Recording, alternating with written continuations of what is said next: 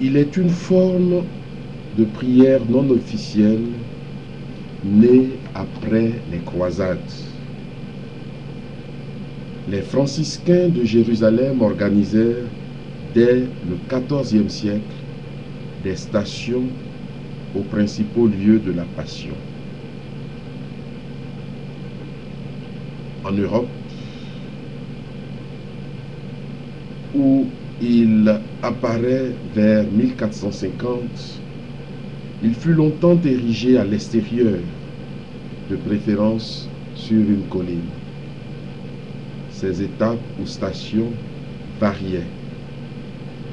Nos 14 stations se fixèrent vers 1600 et firent leur apparition sur les murs intérieurs des églises vers 1700. Aujourd'hui, on aime ajouter une 15e station, celle de la résurrection. On peut d'ailleurs toujours varier les étapes du chemin de croix. Dans certains missels, les évangiles de la Passion, Rameau et Vendredi Saint sont divisés en 14 sections, précédées chacune d'un titre. Excellent outil pour renouveler le chemin de croix dans un sens plus biblique. Méditation populaire de la Passion du Christ.